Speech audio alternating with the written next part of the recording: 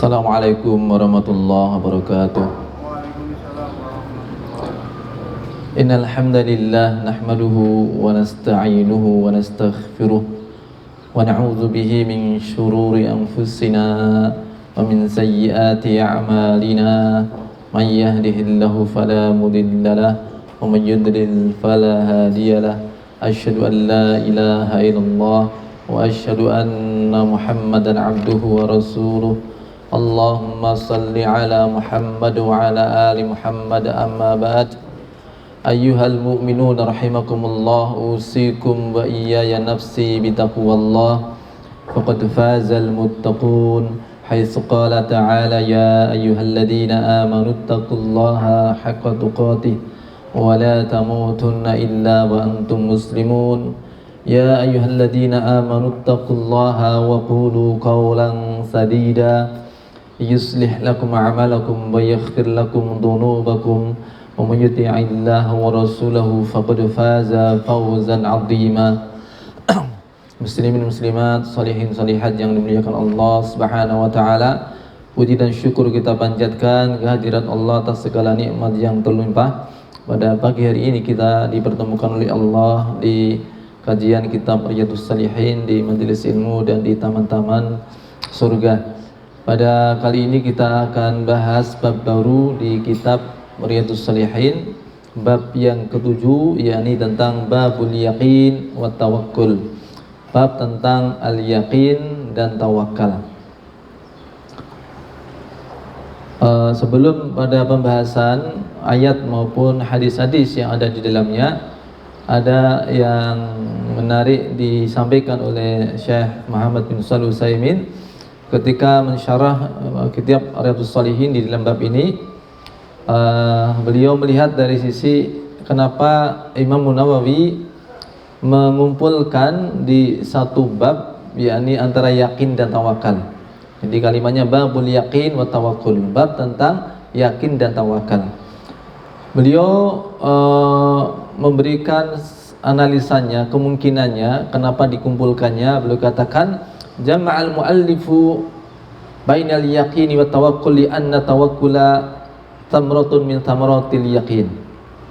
Penulis yang dalam hal ini adalah Imam Nawawi, beliau mengumpulkan dalam satu bab antara yakin dan tawakal. Kenapa? Li anna tawakkula tamratun min tamaratil yaqin. Karena tawakal itu adalah satu buah di antara buah-buah yakin. Ya. Fal yaqinu huwa quwwatul iman watsabat hatta ka'annal insan yara bi'ainihi ma akhbarallahu bihi wa rasuluhu min shiddati yaqinihi. Adapun yakin itu adalah kuatnya keimanan seseorang dan kokohnya keimanannya, sehingga seakan dia melihat dengan mata kepalanya apa yang Allah kabarkan dan Rasulnya kabarkan, saking yakinnya dia terhadap apa-apa yang merupakan tuntutan keimanan. Maknanya bahwa ketika seseorang memiliki keyakinan yang kuat, keyakinan bahwa Allah yang memberikan rezeki, bahwa Allah yang maha kuasa atas segalanya, bahwa Allah maha kaya dan dengan seluruh nama-nama dan sifatnya yang maha tinggi, maka di ketika itu dia akan memilih sandaran dalam segala hal yang dia ingin dapatkan, ataupun pelindungan dalam hal segala yang dia takutkan menimpa atasnya, maka dia kembalikan kepada Allah. Karena dia yakin, ya, Allah maha kuat, Allah maha kaya, Allah maha pemberi rezeki, ya, Allah maha kuasa.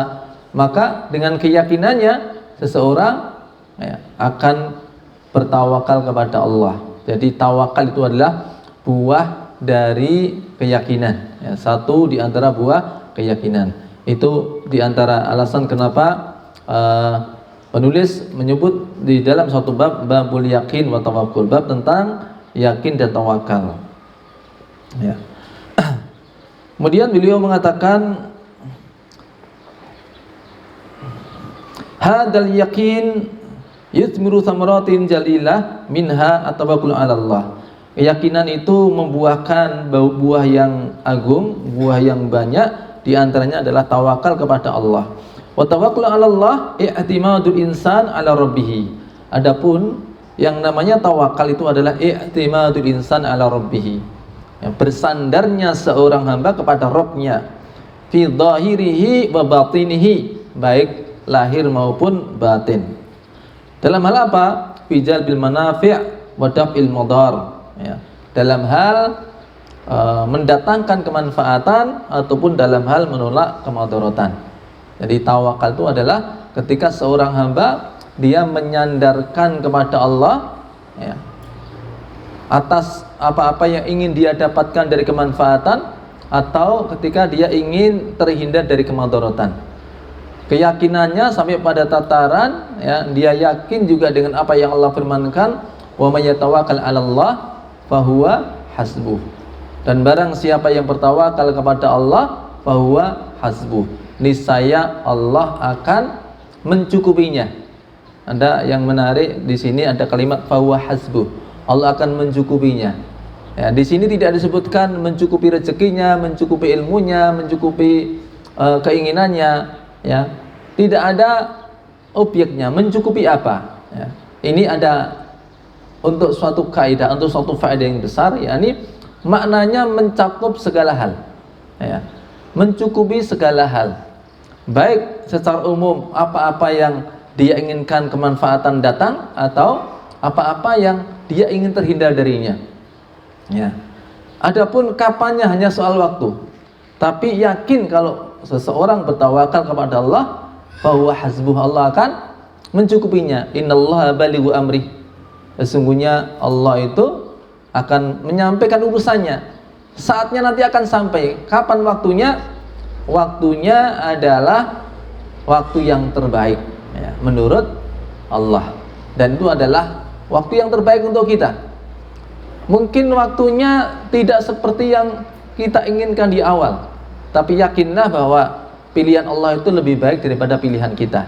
Ya, kita inginkan sekarang, tetapi Allah, ya, berkehendak memberikan untuk kita besok, karena besok itu lebih baik kita dapatkan itu daripada hari sekarang. Nah, itu yang maha tahu, ya, adalah Allah SWT, ya. Makanya ada juga ayat asa'an takrahu syai'an wa huwa khairul lakum.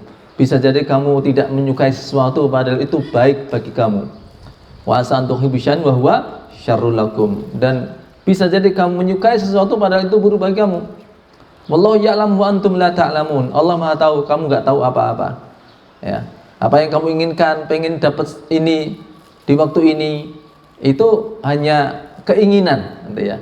Sementara seringkali seseorang menginginkan sesuatu yang sebenarnya tidak bermanfaat untuk dirinya, atau bahkan cenderung madarat untuk dirinya, atau dia inginkan waktu tertentu untuk mendapatkan sesuatu, padahal seandainya di waktu itu dia mendapatkannya, itu tidak baik baginya. Allah yang pilihkan waktunya, sebagaimana Allah yang pilihkan takar untuk kita yang paling pas untuk kita. Hadirin yang dimuliakan Allah SWT, hanya seringnya ketika seseorang itu mencoba bertawakal kepada Allah, ya, di saat-saat masih ringan, ya, kemudian persoalan makin berat, dia semakin makin panik, ya. Kemudian di ketika itu belum ada tanda-tanda pertolongan datang, kemudian dia mundur, ya, dia lari ke perlindungan yang lain selain Allah.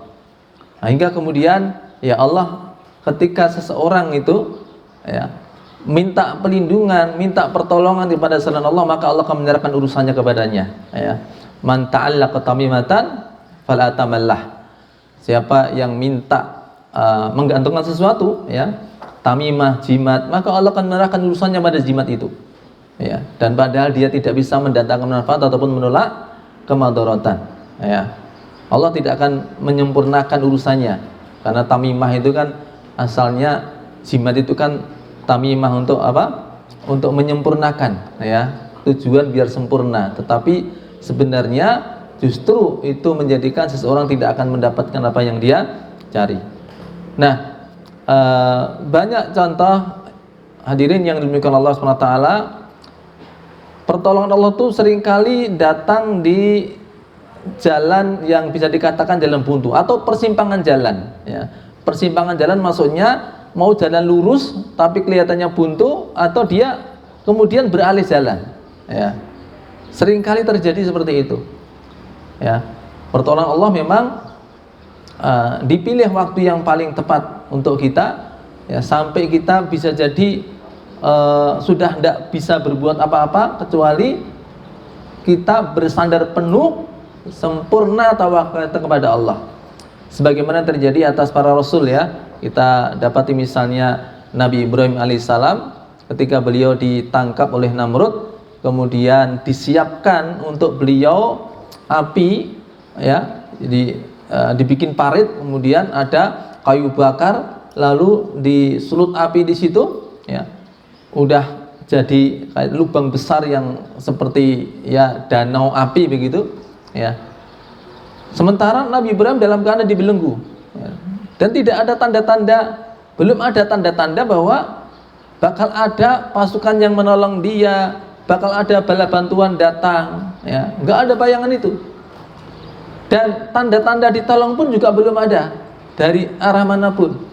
Tetapi di ketika itu beliau hanya bersandar kepada Allah, tawakal kepada Allah, dan yakin seyakin-yakinnya, meskipun di saat-saat sudah nggak bisa lagi, dia itu berusaha.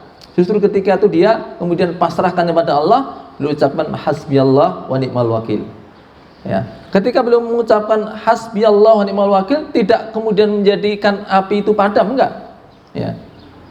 Sampai ketika beliau dilempar, udah mau dilemparkan juga belum ada tanda-tanda. Kalau istilah sekarangnya itu belum kelihatan hilalnya, gitu, pertolongan belum kelihatan hilalnya, tanda-tandanya belum nampak sama sekali. Sampai begitu dia dilempar, baru pas kulitnya menyentuh api, di ketika itu pertolongan Allah datang, ya. Maka Allah firmankan kepada api, ya nar kuni bardan wa salaman ala Ibrahim. Wahai api, jadilah kamu dingin dan keselamatan bagi Ibrahim. Itu pas kulit nempel api, ya, langsung seketika itu dingin. Sebelumnya pada saat masih dibelenggu tadi, pada saat mau dilempar masih panas itu. Jadi pertolongan di titik akhir seperti itu, ya. Wa may yatawakkal 'ala Allah fa huwa hasbuh. Siapa yang bertawakal kepada Allah, Allah akan menyempurnakan urusannya. Innallaha balighu amri, ya. Cuman waktunya itu seringkali orang tidak sabar untuk menunggunya, ya. Sehingga kemudian dia memilih jalan yang bukan jalan tawakal kepada Allah, ya. Nabi Musa alaihissalam pun juga seperti itu. Tatkala beliau dengan beberapa orang yang beriman bersama beliau dikejar oleh tentaranya Fir'aun, lalu sampai di pantai, ya, sampai di tepian samudera yang begitu luas di Laut Merah, ya. Ketika itu juga sudah tidak ada jalan, ya. Di depan itu lautan, di belakangnya pasukan Fir'aun sebanyak 600, ya, ribu tentara. Ada yang mengatakan di dalam tafsir At-Tabari 1 juta tentara. Jadi antara 600.000 sampai 1 juta tentara itu berada di belakang. Sementara di hadapan mereka itu samudera yang begitu luas. Di ketika itu teman-temannya Musa mengatakan inna lamudrakun, kita benar-benar akan tertangkap. Karena memang sudah tidak ada jalan.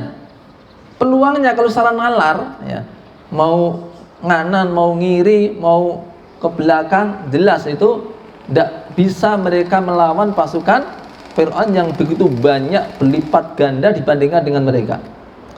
Sementara kalau mau nyemplung ke laut, nggak ada bayangan itu berapa kilometer itu, ya. Dari tepi ke tepi nggak ada bayangan berapa kilometer nanti. Kalau mau renang nih, kalau tampak apa ini, kayak sungai itu tampak, ya, ini nyeberang sekian. Ya, kalau mau nyemplung laut, ya, nggak ada bayangan sampai di mana. Maka mereka mengatakan innala mudrakun, sungguh kita akan tertangkap.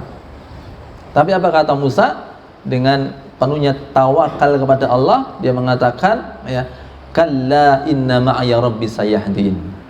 Tidak, sekali-kali tidak, karena bersamaku ada Allah, pasti dia akan menunjukkan jalan untukku.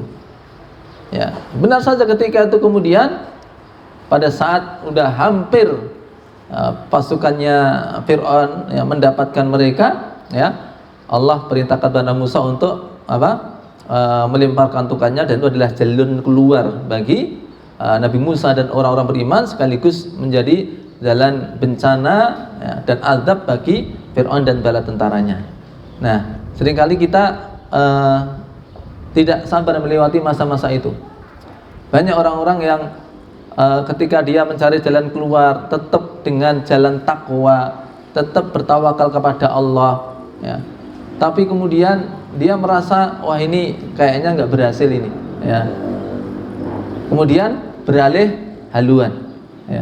Padahal hampir saja Allah berikan pertolongan. Karena setiap masalah itu pasti ya.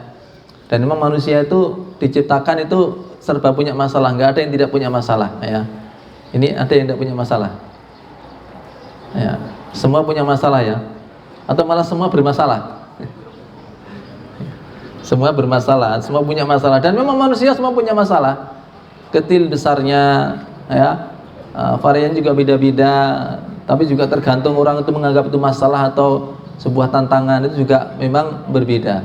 Tapi memang begitulah, selagi manusia di dunia memang dia pasti punya masalah. Laqad khalaqnal insana fi kabad. Sungguh kami menciptakan manusia fi kabad. Imam Hasan al-Basri mengatakan, yakni ya, fi syiddatin wa nasabin. Manusia itu pasti dia diciptakan dalam keadaan memiliki beban ya, memiliki beban ya. Sehingga pagi-pagi perlu sarapan supaya bisa apa? Bisa menghadapi kenyataan ya. Karena memang manusia punya beban, semuanya punya beban, dan semua ada pernah mengalami kelelahan. Fi kabad mananya dia pasti punya beban, pasti dia punya apa? Masalah.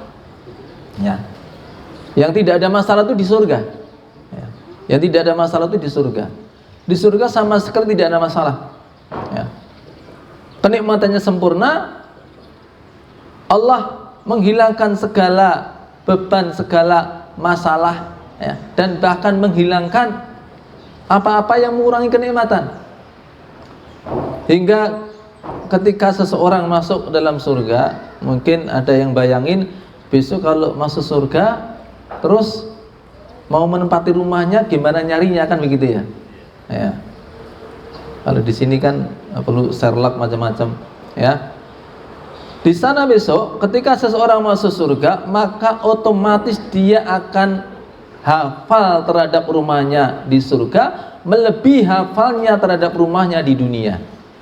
Ya, sekarang ini semua hafal dengan rumahnya, walaupun di sini apa ini dalam keadaan mungkin ngantuk-ngantuk tidur, tapi pulang tetap tekan gone itu ya. Kenapa? Karena sudah hafal rumahnya. Besok di surga lebih hafal lagi. Ya.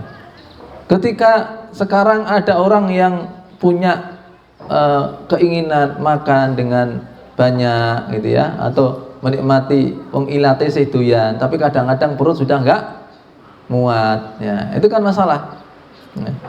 Setiap kenikmatan itu berbuntut ada masalah ya. Tapi di jannah tidak ada masalah.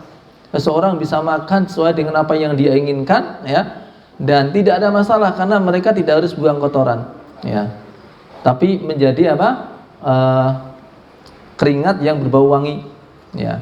Nah, itu di surga ada masalah, enggak ada masalah. Kalau di dunia wajar ada masalah. Tapi harus kita ingat bahwasanya tidaklah turun masalah kecuali sudah satu paket dengan solusinya. Itu sudah pasti.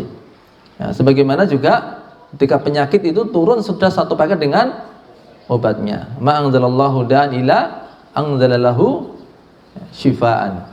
Tidaklah Allah menurunkan satu penyakit kecuali sudah satu paket dengan obatnya.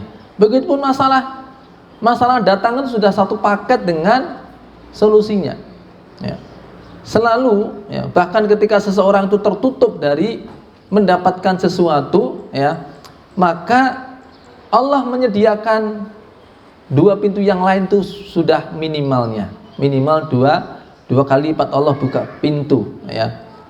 Makanya ada suatu kaidah yang disebutkan oleh Ibnu Qayyim al-Jauziyah di dalam kitabnya Al-Fawaid. Beliau mengatakan ma aghlaqallahu baban minal abdi bihikmatihi. Tiadalah Allah menutup satu pintu bagi hambanya dengan hikmahnya, illa fatahalahu babaini birahmati, kecuali Allah akan membuka dua pintu yang lain dengan rahmatnya. Ya, ini kaidah ini kemudian beliau beri contoh. Manusia ketika berada di rahim ibu, maka jalan rezekinya hanya satu saja, ya, melalui plasenta saja, ya, tidak ada jalan yang lain, ya, dari satu jalan saja. Sampai kemudian di masanya dia dilahirkan ke dunia, maka pintu ini ditutup, ya, tidak bisa lagi mendapatkan aliran rezeki dari plasenta ini.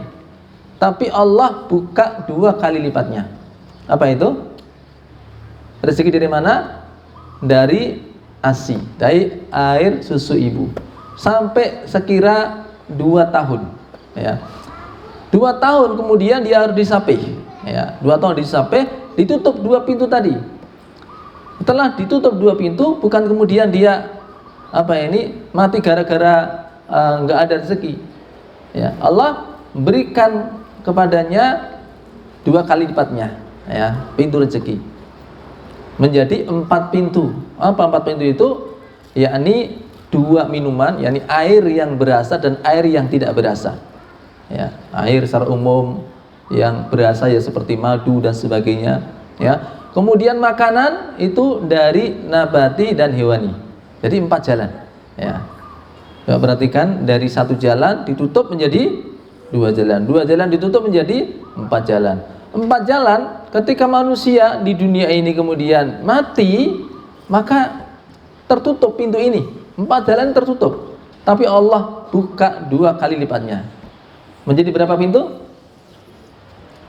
Berapa pintu? 8. Pintu apa itu? Pintu-pintu surga. Lil jannati thamaniyatu abwab, ya. Lil jannati thamaniyatu abwab. Surga itu memiliki 8 pintu, ya. Itu jadi 2 kali lipatnya di dunia. Makanya begitupun setiap masalah yang datang pada kita itu pasti sudah ada solusinya, ya. Dan di samping ada solusinya pun Allah juga tidak membebani kepada kita kecuali apa yang memang sudah Allah ukur, sudah terukur bahwa kita mampu menanggungnya, ya. La yukallifullahu nafsan illa usaha, ya. Jadi Allah tidak membebani, ya, kepada hambanya apa-apa yang mereka tidak kuat untuk memanggulnya, ya. Makanya hadirin yang dimiliki Allah SWT, satu pelajaran penting bahwa selagi kita bertawakal kepada Allah, wa may yatawakkal 'ala Allah, maka yakinlah, ya, fahuwa hasbuh, Allah pasti akan mencukupi, ya. Hanya soal waktu saja, hanya soal kita bertahan dengan keyakinan kita saja, ya, hingga Allah memberikan kepada kita sampai waktu yang telah ditentukan oleh Allah sesuai dengan pilihannya Allah, dan kita mendapatkannya pun bahkan bisa jadi lebih dari apa yang kita kehendaki. Ini fadilah bertawakal kepada Allah. Jangan kemudian diartikan tawakal kepada Allah itu berarti tidak berbuat apa-apa, ya. Pasrah pada Allah, ya. Tapi di antara tanda seseorang tawakal kepada Allah, di antara rukunnya itu ya akhdul kasbi, dia mengambil ikhtiarnya, usahanya, ya. Makanya kalau gambaran tawakal kan Nabi gambarkan seperti seekor burung, ya. Law annakum tawakkaluna 'ala Allah, seandainya kalian bertawakal kepada Allah haqqa tawakkuli, dengan sebenar-benar tawakal, ya. niscaya Allah akan memberikan rezeki pada kalian seperti Allah berikan rezeki kepada seekor burung. Ya. Jadi burung itu gambaran ya yang Nabi jadikan sebagai sampel bahwa burung itu adalah hewan yang bertawakal kepada Allah. Ya. Kalau kita tawakal pada Allah, Allah pasti beri rezeki kita seperti Allah kasih rezeki kepada seekor burung. Taghdu himasan wa taruhu bitana. Pada pagi hari dalam keadaan lapar, maka kemudian dia keluar dari sarangnya, ya. Lalu sore hari pulang sudah dalam keadaan kenyang. Nah, di sini menyiratkan bukan berarti burung tadi tawakalnya lalu hanya berada di sarang saja, meneng baik, itu enggak, ya. Tapi dia keluar dari sarangnya. Artinya apa? Dia ikhtiar untuk mendapatkan makanan, ya. Maka kemudian apa? Dia begitu pulang sudah dalam keadaan kenyang, ya. Jadi tawakal itu tidak kemudian menjadikan kita diam, ya. Tetapi tawakal itu ya, di antara rukunnya adalah kerja itu sendiri, ikhtiar, ya, berusaha, ya. Jadi seperti juga seorang sahabat bertanya, Rasulullah, apakah ini unta ini saya lepas saja, saya tawakal pada Allah, atau saya ikat kemudian saya tawakal, ya. Saya ikat atau saya tawakal? Ikat dulu baru tawakal, ya. Jadi mengikat apa ini? Mengikat unta, kalau sekarang ya motor-motor dikunci, itu bagian dari ya menyempurnakan tawakal kita kepada Allah. Jadi dengan melakukan apa? Ikhtiar, dengan melakukan satu usaha.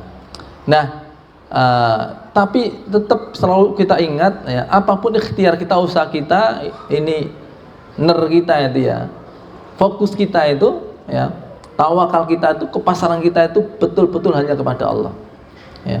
Karena kalau kita menggantungkan orang lain, sesama makhluk, itu bakal kecewa, ya. Maka ada nasihat dari Hatim bin Al-Asam. Antum mungkin masih ingat, saya pernah menyebutnya di sini. Hatim bin Al-Asam pernah berguru pada Syaqiq Al-Balkhi. Berapa lama? Berapa lama itu bergurunya? 33 tahun. Setelah 33 tahun dia ditanya sama Syaqiq Al-Balkhi, saya sudah mengajarmu atau kamu sudah belajar kepada saya sudah selama 33 tahun. Pelajaran apa yang kamu dapatkan dari saya? Namanya santri ya, perlu ditanya, diuji, ya. Nah, ini sebenarnya santri ya, santri rebunan ya. Cuman kalau nggak hadir kadang juga nggak absen gitu ya, nggak izin ya. Jadi sebenarnya ada perbedaan antara santri sama kalau istilahnya itu musyarik sama mustami, ya. Coba nanti kita perbaiki, kita ini termasuk musyarik atau mustami, ya. Kalau musyarik itu artinya kita peserta gitu ya, santri, murid, ya, itu ya memang harus tertib, ya. Kedatangannya, kemudian juga pelajaran-pelajaran juga mengikuti, ya. Termasuk kalau ditanya ya jawab dan siap diuji gitu ya. Kalau nggak datang ya itu satu memang sesuatu yang memang karena udzur, ya.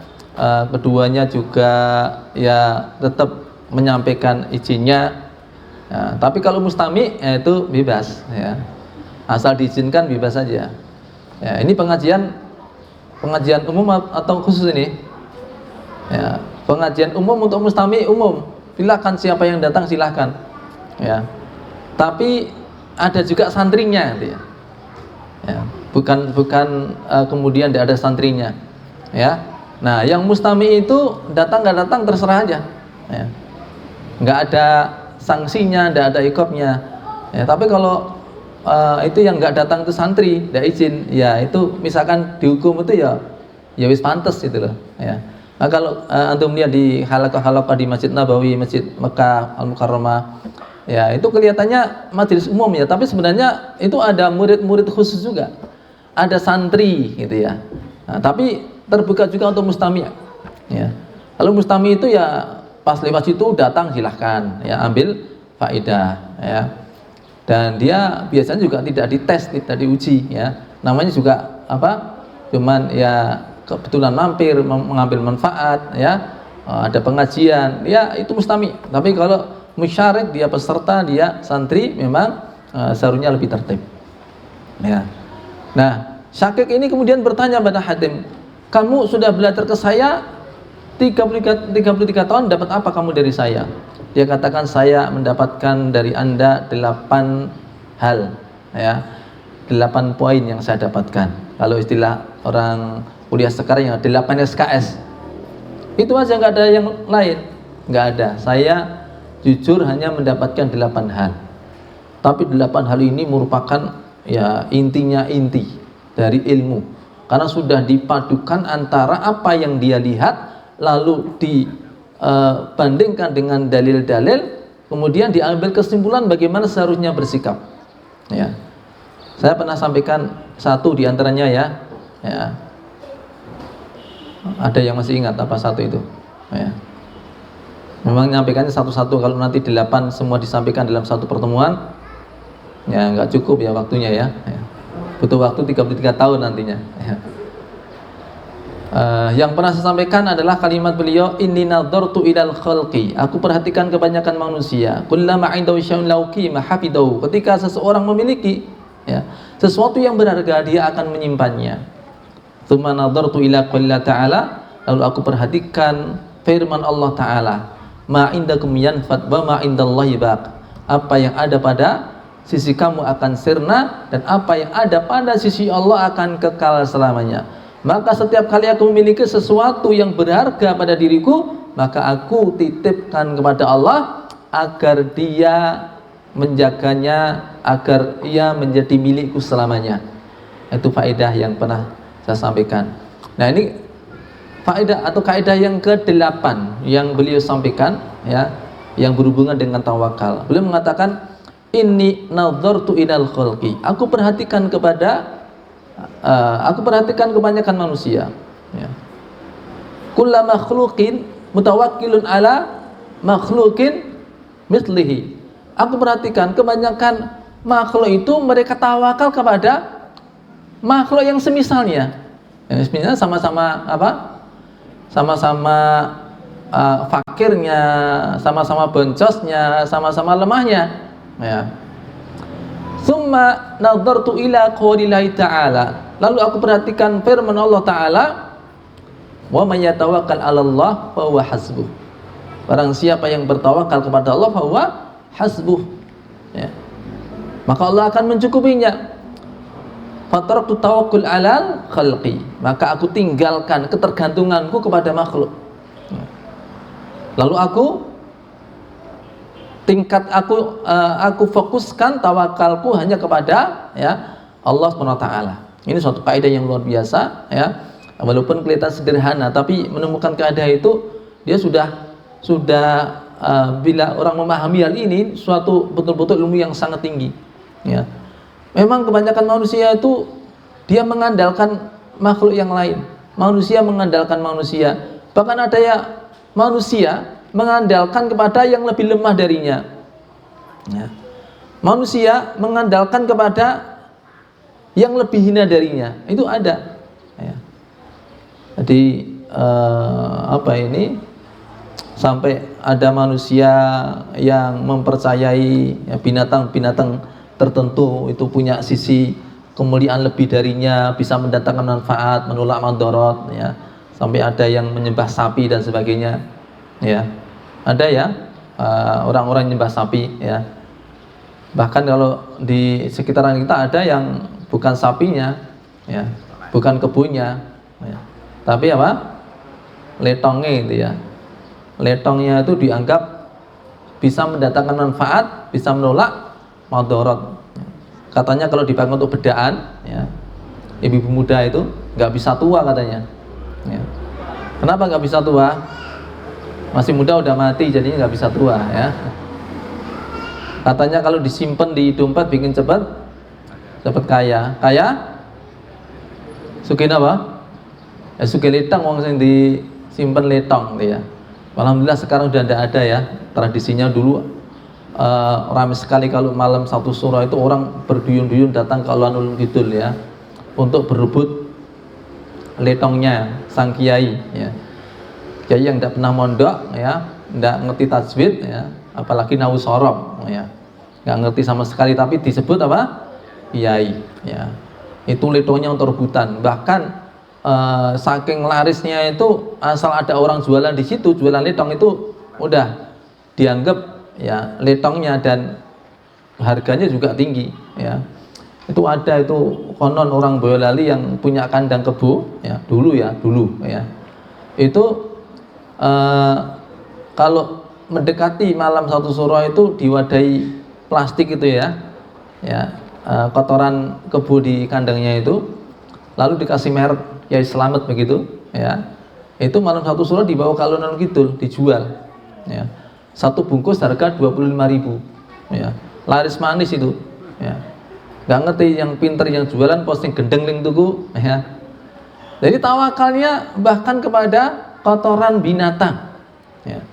Ada pula yang tawakalnya itu kepada apa? Kepada jin misalnya ya. Jin itu tidak lebih mulia daripada manusia secara umum.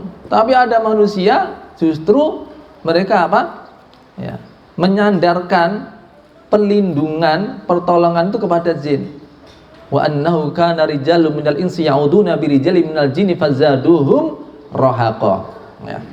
Dan bahwa di antara manusia ya, ada yang meminta perlindungan dari golongan jin, maka tidak menambah mereka selain dosa dan kesalahan. Siapa yang bertambah dosa? Mereka tadi maksudnya siapa? Manusia atau jin? Kedua-duanya ya. Kedua-duanya bertambah dosa dan tidak mendapatkan solusi. Bahkan dulu sebelum datang ajaran Islam, orang-orang jahiliyah itu terbiasa kalau mereka menempati suatu tempat yang dianggap wingit gitu ya, suatu tempat yang jarang dilewati manusia ya, sepi dari penghuni ya. Kalau istilah orang tua kita, alas gum liwang liwung gitu ya, nggak ada penghuninya, maka mereka itu apa? Hendak mabit atau bermalam di situ. Begitu mereka datang, ada rombongan manusia datang, sebenarnya jin-jin yang berada di situ kemudian nyingkir, ya. Karena mereka takut. Iki menungso do rene iki ayo pindah gitu loh. Ya. Mereka aslinya takut. Ya. Mereka mau pindah, belum lagi mereka bergeser jauh, ternyata pimpinan kabilah, ya, ketika itu minta perlindungan kepada apa sing bau reksa ya. Ya kalau orang sekarang dengan istilah kula nuwun Mbah, iki putumu do pengin melu nginep ya, minta pertolongan sama sing bau reksa. Maka jin-jin tadi kemudian enggak jadi pergi. Oh tibake putuku dhewe gitu ya. Oh tibake bola dhewe. Oh tibake ya, ternyata mereka ini apa ini mengagungkan kita. Maka akhirnya mereka kembali lagi. Dibikinlah orang yang berada di situ kemudian kesurupan. Pas kesurupan, ketua kabilahnya minta perlindungan pertolongan kepada ya, ketua jin di situ. Ya, sembuh. Dibikin lagi kesurupan, dipermainkan. Makanya di dalam Islam kemudian ya, diajarkan, dipilihkan sesuatu yang benar-benar solutif ya. Doa perlindungan ya. A'udzu bikalimatillah tamati min syarri ma khalaq. Itu perlindungan. Jadi kalau antum misalkan suatu kali ya kemah ya, ataupun ngecamp, ataupun mungkin menempati rumah yang jarang ditempati gitu ya. Nah, itu lakukan dengan berani ya. Tidak takut kepada jin, sekaligus kita memohon perlindungan kepada Allah ya. Janjane jin ya wedi karo menungsa, kaya menungsa wedi karo jin ya. Karena disi-disian sapa sing wedi dhisik gitu loh. Ya. Siapa yang takut duluan? Ya. Kalau manusia yang takut ya jinnya berani. Tapi kalau apa? manusianya berani maka jinnya takut, ya. Nah, tapi itu ya secara umum, ya. Secara umum kaidahnya seperti itu, ya. Bahkan ada orang-orang yang mereka itu bertawakal kepada makhluk yang lemah, yang lebih bermasalah dari dirinya. Dia datang membawa masalah kepada dukun, ya. Dukun itu solusi atau malah nambah masalah, ya. Kalau Allah memberikan satu perumpamaan yang sangat indah tentang perumpamaan orang-orang yang menjadikan selain Allah sebagai pelindung, ya. Mathalul ladzina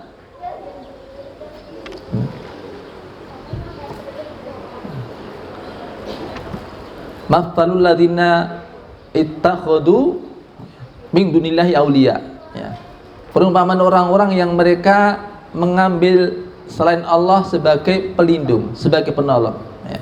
Kamathal ankabut, itu seperti perumpamaan laba-laba, ya. Seperti perumpamaan laba-laba, ittakhadhat baitan, yang dia membikin rumah, dan sungguh rumah yang paling rapuh adalah rumah laba-laba, ya. Jadi orang yang datang ke dukun, dia punya masalah, dia datang ke dukun, ya. Dia itu mendatangi rumah laba-laba. Rumah yang paling rapuh adalah rumah laba-laba. Perhatikan rumah laba-laba itu, ya. Rumah itu setidaknya kan bisa melindungi dari apa? Dari panas. Itu kalau rumah laba-laba itu kalau panas enggak? Ya. Nah, udanan, ya. Kemudian gampang enggak dirusak itu? Gampang sekali rusak. Itu rumah laba-laba, sangat rapuh, ya. Siapa saja yang minta perlindungan pada selain Allah itu perlindungan yang sangat rapuh. Bukan saja perlindungan itu rapuh, bahkan kalau rumah itu sebagai sebuah rumah tangga, ya, maka rumah tangga yang paling rapuh juga rumah tangga laba-laba. Sarang laba-laba itu yang bikin yang jantan atau betina? Ya. Jantan atau betina? Dari mana tahu? Dari mana tahu? Ya nek jaran aku percaya sampean ngerti, ya. Ya. Nitik lanang wedoke. Dari mana tahunya? Informasi dari para pakar, ya. Ayat sudah menginformasikan. Kal ankabuti ittakhadhat baitan. Ittakhadhat. Ini ada tak apa namanya? Tak apa KTK? Oh, tak ketawar buta. Namanya ta'u ta'nis. Tak yang menunjukkan apa? Genre apa? Wanita. Ittakhadhat. Ya, itu berarti ankabutnya laba-labanya adalah betina, ya. Seperti laba-laba betina yang bikin rumah. Nah, rumah tangga laba-laba. Jadi yang bikin rumah itu adalah laba-laba betina. Begitu selesai dia bikin rumah, maka dia memancing laba-laba jantan untuk masuk. Begitu laba-laba jantan masuk, kemudian mengawininya, lalu ini laba-laba betina itu membunuh laba-laba jantan, ya. Itu rumah tangga yang paling rapuh, ya. Selain itu juga bahwa rumah laba-laba itu, ya. Jadi orang yang datang ke dukun seperti mendatangi serangga yang mendatangi rumah laba-laba. Dikiranya itu wah asik banget, kayaknya indah banget. Padahal di situ dia akan dijadikan apa? Mangsa. Makanya banyak orang yang ke dukun, ya. Gara-gara kekayaannya berkurang, tapi begitu datang ke dukun, gimana? Jadi melarat, gitu ya. Nah, itu suatu hal yang sudah banyak yang tahu, ya. Makanya orang kalau sudah suka ke dukun dan kayak candu, ya, kecanduan dukun, ya, itu berat itu, ya. Makin dia kecanduan dukun, makin tidak digunakan akal sehatnya, ya. Akal sehatnya dia, ya, tidak digunakan, ya. Sampai dia rela menjadi orang bodoh untuk datang ke dukun. Makanya kenapa dukun sering dipanggil dengan orang pintar, karena yang datang wong bodoh, makanya yang didatangi dianggap orang pintar, ya. Padahal semuanya itu sangat logis, dan itu sebenarnya trik-trik yang murahan. Orang mau mikir sedikit aja dia udah tahu, ya. Coba kalau ada yang jualan jimat itu, kok yo apa? Udah percaya, ya. Iklannya aja BU, apa BU? Butuh uang, ya. Dijual cepat, jimat pengelarisan, teruji terbukti, gitu ya. Kalau teruji terbukti ngapain dijual, gitu ya? Padahal dia lagi butuh uang. Tapi gitu juga ada yang beli. Nah, hadirin yang dimuliakan Allah SWT, kembali bahwa siapapun yang bertawakal kepada Allah, maka dia sedang mendatangi rumah laba-laba. Satu itu pelindungan yang rapuh, yang kedua bahkan dia justru akan mendapatkan bahaya yang lebih, ya. Jadi antara solusi dengan masalah tidak ada tidak ada hubungannya. Bahkan apa yang dianggap sebagai solusi itu adalah satu permasalahan tersendiri yang akan menambah masalah menjadi lebih besar. Baik, hadirin yang dimuliakan Allah SWT, itu diantara apa yang disebutkan di dalam bab tawakal di sini, bab yakin dan tawakal, yakni apa yang Allah firmankan, wa may yatawakkal 'alallah fahuwa hasbuh. Barang siapa yang bertawakal kepada Allah, maka dia akan mencukupinya. Ya, kembali bahwa rukun tawakal itu harus ada ikhtiar, ya. Kemudian soal hasil itu semua pasrahkan kepada Allah. Ada ungkapan menarik di antara ulama mengatakan, ada orang-orang yang mengaku mengklaim tawakal kepada Allah, sebenarnya dia tidak bertawakal kepada Allah. Kenapa? Ketika seseorang bertawakal kepada Allah untuk mendapatkan sesuatu yang diinginkan, lalu hadir kepadanya sesuatu yang tidak persis dengan apa yang diinginkan, lalu dia kecewa, ya. Bahkan menyesal telah bertawakal. Itu artinya dia tidak tawakal kepada Allah. Karena siapa yang benar-benar tawakal kepada Allah, artinya apa? Tawakal terhadap hasil. Itu pasrahkan semua kepada Allah, ya. Ketika Allah sudah memberikan kepadanya, maka dia akan ridho dengan apa yang Allah berikan kepadanya, ya. Namanya pasrah itu, ya. Kita kalau kepada sama orang regane pinten, wis terserah, ya piro gelem, ya, kita dikasih itu, kemudian kadang enggak ngersula, ya. Kadang-kadang ketika katanya dia sudah pasrah kepada Allah, karena dia tahu Allah itu pasti berpihak kepada dirinya. Ketika dia pasrah kepada Allah, maka Allah berpihak padanya. Kalau dia sudah sadar Allah berpihak kepadanya, enggak bakalan Allah menimpakan kerugian bagi kita, ya. Kalau kita yakin hal ini, maka apapun yang Allah berikan pada kita itu pasti terbaik untuk kita, ya. Tapi kalau kemudian, wah, aku tiwas tawakal tiba-tiba kok enggak tercapai apa yang saya inginkan, nah, itu namanya bukan tawakal, ya. Karena di antara bentuk tawakal itu ridho dengan apa yang Allah berikan kepadanya. Kan sudah pasrah, ya. Kita ikhtiar, kita berusaha, kita pasrahkan kepada Allah. Termasuk pasrah hasilnya seperti apa, kapan waktunya, ya, itu kita serahkan kepada Allah. Maka kalau seseorang mendapatkan apa yang dia inginkan, ya, Allah berikan kepadanya apa yang dia kehendaki, bersyukur. Karena antara kehendaknya dengan kehendak Allah sama. Tapi ketika seseorang mendapatkan, ya, apa yang berbeda dengan keinginannya, ya, maka bersyukur dua kali. Kenapa? Allah memberikan kepadanya apa yang menjadi pilihannya, ya. Pilihan Allah sama pilihan kita lebih baik mana? Lebih baik pilihan Allah, ya. Maka bersyukurnya dua kali. Ini yo tetap orang syukuri sing dua kali, memang gersulone tapi dua kali kadang-kadang. Hanya kalau dia yakin tadi, ya, apapun yang Allah berikan kepadanya itu pasti baik. Sudah sesuai dengan takarannya, sudah pas waktunya, ya. segala hal, ya, kemanfaatannya juga akan lebih optimal dari apa yang diinginkan, ya, baik dari sisi perolehan maupun dari sisi waktunya. Itu pilihan Allah pasti lebih pas untuk kita. Ya. Selebihnya adalah bahwa sesungguhnya ikhtiar manusia itu kan yang diharapkan adalah nilai ibadahnya. Ya. Karena berapapun penghasilan kita, rezeki kita itu semua sudah tercatat. Ya. Semua sudah tercatat. 50.000 tahun sebelum diciptakan langit dan bumi. Kemudian sebelum lahirnya kita itu juga sudah dicatat, ya. Rezeki kita sudah dicatat, jatahe piro apa wae, ya, itu sudah dicatat. Enggak bakalan kita mati sampai jatah rezeki kita habis, ya.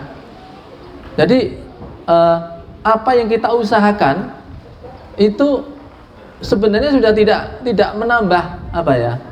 Menambah seberapa banyak, ya, rezeki yang nantinya kita dapat, jatahmu sakmini itu sudah ada, gitu ya. Kemudian diberikan kapan, ya. Kemudian juga termasuk hal-hal yang kapasitasnya untuk kita apa saja itu semua sudah ada. Kalau kemudian untuk mendapatkannya direwangi nyenggol-nyenggol yang haram atau bahkan harus bergumul dengan maksiat dan dosa untuk mendapatkannya, itu tidak bakalan nambah dari apa yang Allah tetapkan untuk kita. Nah kalau begitu apa tidak usah kerja? Justru kerja kita itu yang dinilai itu adalah dari sisi usaha kita, ikhtiar kita. Maka pertanyaan tentang harta itu kan, kalau di dalam hadis ketika Nabi bersabda, la tazulu qadama 'abdin yaumal qiyamati hatta yus'ala bi arba'i khisal. Tidak akan ditanya seorang hamba, ya. Tidak akan beranjak kedua kaki, ya, seorang hamba pada hari kiamat sebelum ditanya 4 perkara. An umri fima afna, wa an shababi fima ablah, wa an malihi min aina iktasabahu wa fima anfaqahu. Hartanya yang ditanya apa? Dari mana dia mendapatkan? Untuk apa dia belanjakan. Jadi kerja dia mencari hartanya itu yang akan ditanyakan, halal atau haram, ya. Kemudian untuk apa harta dipergunakan, itu yang nanti akan ditanya. Karena itu adalah wilayah amal seorang hamba, kerja, ya. Kemudian membelanjakan itu wilayah kerjanya, ya, hamba. Adapun berapa hasilnya tidak ditanya. Kenapa? Karena itu kewenangan Allah. Allah yang membagi siapa mendapatkan berapa kapan, itu Allah, ya. Makanya manusia tidak tanya. Kalau tidak ditanya, ayo kamu kerja di dunia dapat berapa rupiah, berapa duit, enggak akan ditanya.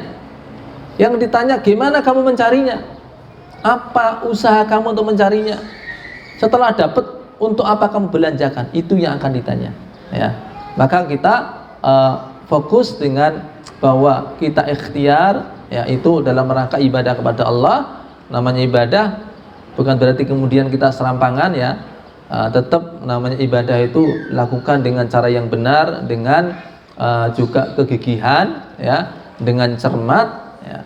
Kemudian selebihnya hasil itu pasrahkan kepada Allah. Berapapun yang kita dapat itu adalah terbaik untuk kita. Allah yang paling tahu takaran yang paling pas untuk hambanya, termasuk kapan seseorang mendapatkan apa, itu Allah yang paling tahu, ya.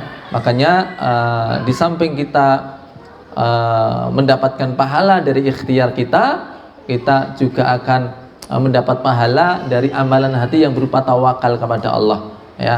Dan siapa yang tawakal, tidak ada jalan keluar yang lebih menjanjikan daripada ketika seseorang bertawakal kepada Allah, karena dia sadar Allah yang maha kaya, ya, Allah yang maha memberikan rezeki, Allah yang maha melindungi, Allah yang kuasa menolong hambanya, ya.